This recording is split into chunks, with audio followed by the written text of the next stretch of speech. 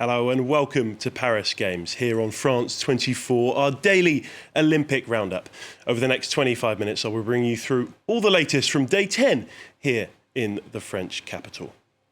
As always, let's start with some of the big stories of the day. Simone Biles is human after all. Two rare errors proved costly as the US gymnastics superstar failed to add to her gold haul.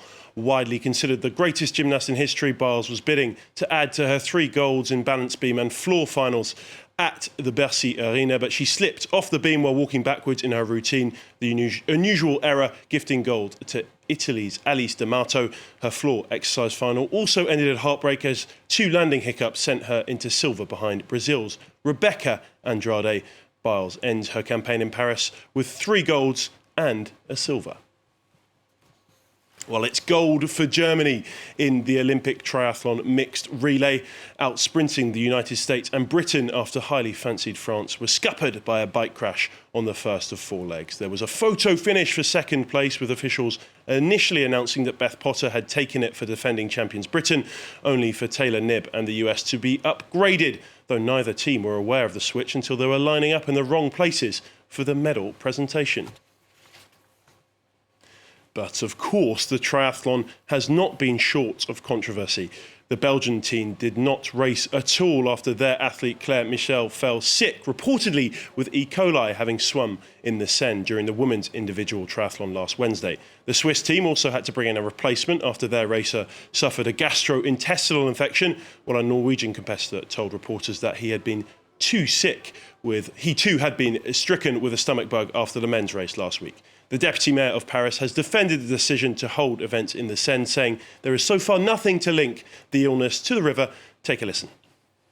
For now, there is no direct link between the Seine and any illness. We are obviously being very vigilant.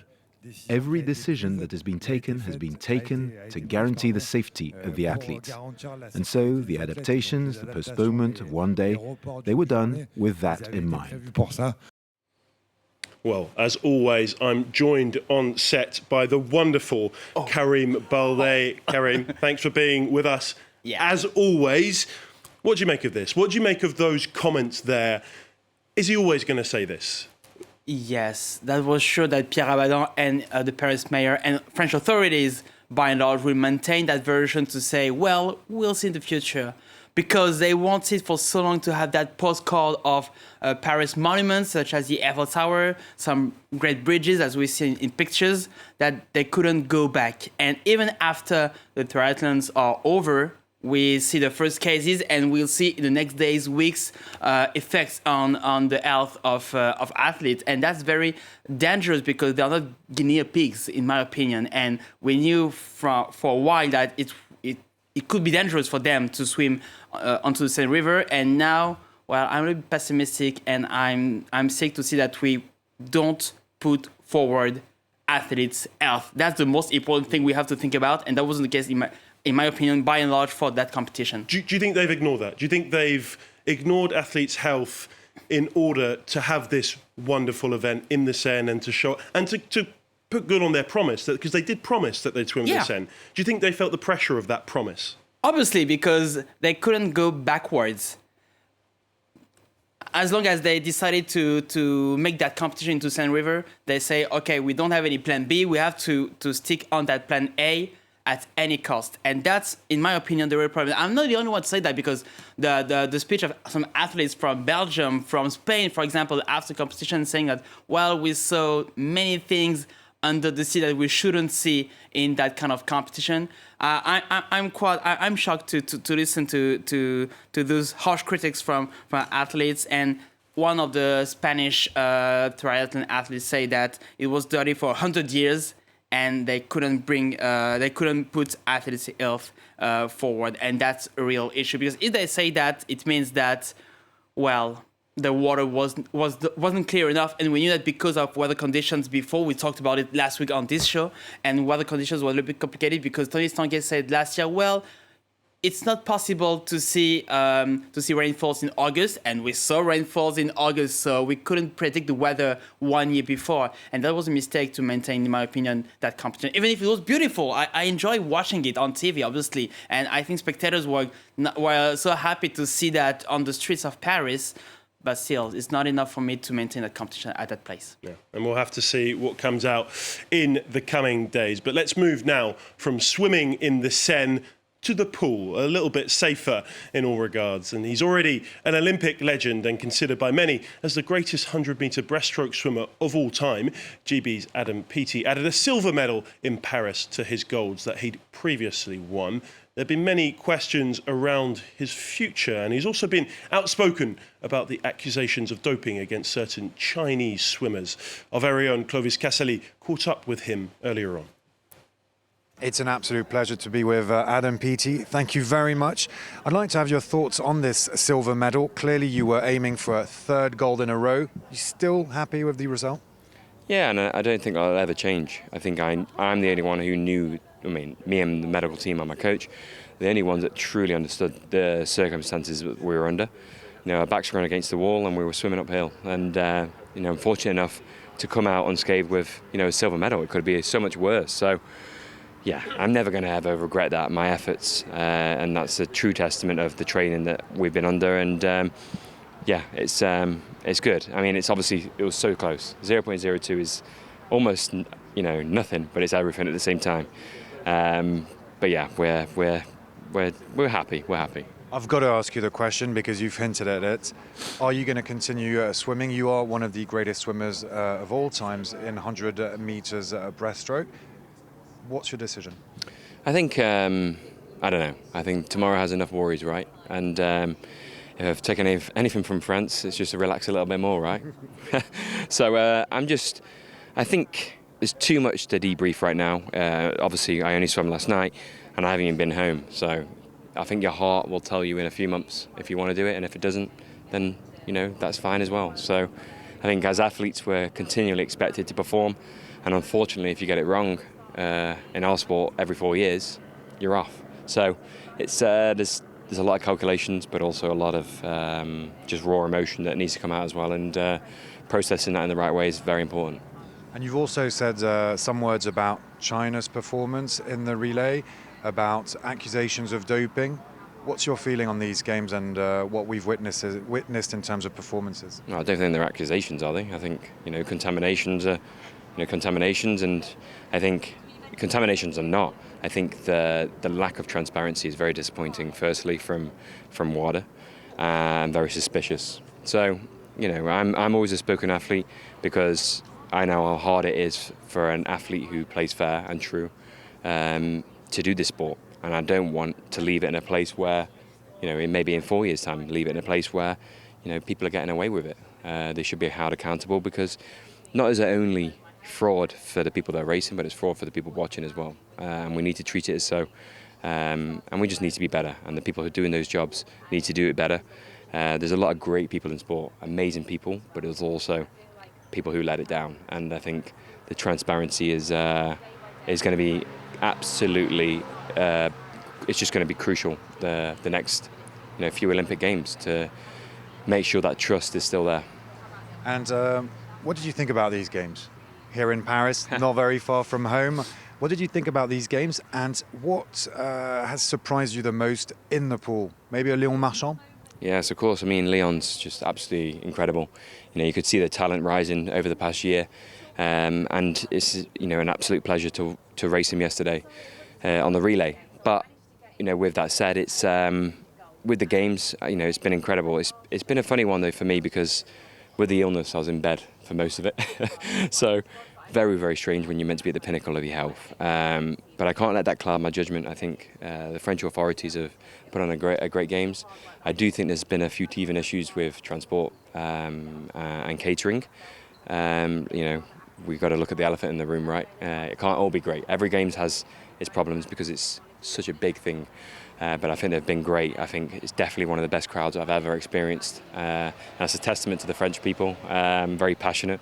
And have your point of view changed on the French, sur les Français? Yeah. I mean, yeah, incredible, absolutely incredible, and hopefully I can experience that one day again. Thank you very much. Merci.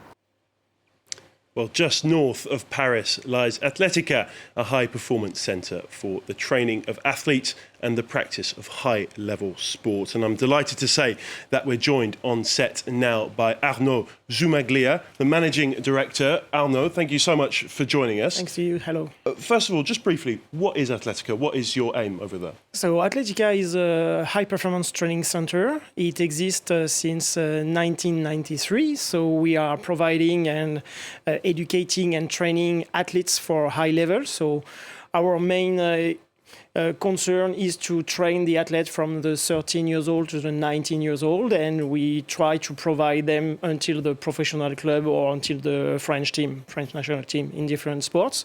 We can train them in 40 different sports. We are in the northwest of Paris, so we are quite well situated to welcome all the sports from wherever Europe would say. And just talking about this games, it's where the US team are based. That's their high-performance centre for the games. That must be a big deal to be accommodating them for these games in particular. Yeah. It's Team USA has a very high level of wishing in different matters. So we are working with them since 2018. They met us 6 years ago. It's a big team, more than almost 600 athletes. So we need to be to secure a lot of details because the high performance, it's the game is in the details. So we have a lot of different demands. We have some very big demands, not unusual demands like 24 tons of yellows of ice for different all the periods. So that's a kind of tough year. But I see you've got the US pin. Yeah. We are branded since last 6 years. So yeah. Going forward, once the games are over, how can French athletes get the most out of this centre going forward? Not just for this year, but for the next 5, 10, 20 years? Yeah, the department Val d'Oise invested around 27 million euros to rehabilitate the facility. So we have a full new hospitality building with 100 rooms, meeting rooms, a new restaurant. We have also a new multi-sport complex that had been renewed for the Team USA, but also for the next 20 years, let's say. So the French athletes were already able to use this facility just a few months before the arriving of the Team USA. And of course, as soon as the Paralympic Games finish, the Paralympics finish on the 8th of September, on the nights we have already the youngest athletes coming back to train again and to reach maybe Los Angeles 28. And when you see athletes that come through at such a young age and then go on to perform at a high level, on a personal note, that must mean a lot to you guys at the centre. Yeah. We have almost 150 athletes every year. We train them to become professional athletes, but also to become man and woman because it's full education. They go to college, they go to university. So it's not just about the athletic side. It's about a personal side as well. Yeah, exactly. It's a 360 degree education and training. And in the main sport, we are training them. Let's say in majority it's handball, track and field, and basketball. The aim of the coach is first of all is to build athletes. Yeah. And humans, professional. Do you have aims as a centre? Do you have specific aims for what you want to do these people, or is it more of a general aim that you have as a centre? Yeah, we have a multi-purpose approach, so we can train them. We call also some international events. So we want to give them all the tools to become strong athletes and to give them the opportunity to become professional as soon as they can, but in good condition. Because the idea is not to push them to become high-level athletes too early. It's to become them good athletes in the long-term way. So if they are not ready at 18, if they are ready at 21, it's fine also. It's been spoken about a lot that these games, of course, cost a lot of money. You mentioned the refurbishment, 27 million euros, I think you said. What will be the legacy of these games, and how can you make sure that this money is well spent moving forward? Because we've seen countries do it very well, like GB 2012. We've seen countries not do it so well. Greece 2004, for example. Yeah. How does France as a whole make sure that they can get the most out of that money that they've spent on these games? The difference is when you are building a facility for competition only or for a yearly training objective. So Atletica is a training center. We are open all the year, I would say, 7 days a week. And we have almost 300,000 users per year. So, of course, the 27 million were necessary because we were waiting for this upgrade from 2010. So it's really welcome, and the games just help to make the project concrete, but the project would have occurred anyway. So let me just ask you on a personal level before I let you go.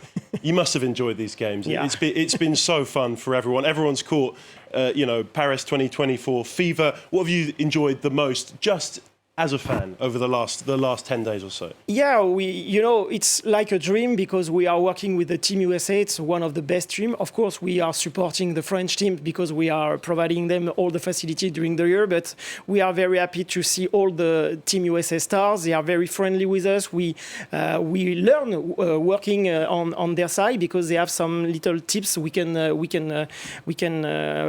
get for the future. So yeah, it's just. Like a dream for us, yes. But still, when it comes to France versus USA, you still support France? Sure. Yeah. Okay. Arno Zumaglia, thank you so much, Director of Performance at the Athletica High Performance Centre. Thanks so much for joining us on the show. Well, let's go back to last night when Noah Lyles lit up the Stade de France to win the 100-metre gold and the honour of calling himself the fastest man in the world. Camille Knight has this recap. The race was so tight that even commentators got it wrong. Team USA's Noah Lyles ended up taking the gold in the men's 100-metre final by 5,000th of a second. The photo finish shows Lyles dipping his shoulder at the end, a move that earned him the title of world's fastest man. He's the first American to win it in 20 years. I mean, I'm still shaking right now. To see that finish at the end, and the photo finish with 7 people, which never happens, and to come out on top. I mean, from where we were sitting, we thought Jamaica won. It was so close there at the end, so to see Noah pull ahead and get the victory, first one for 20 years for America, it's electric. Like, I've got goosebumps right now. It was amazing.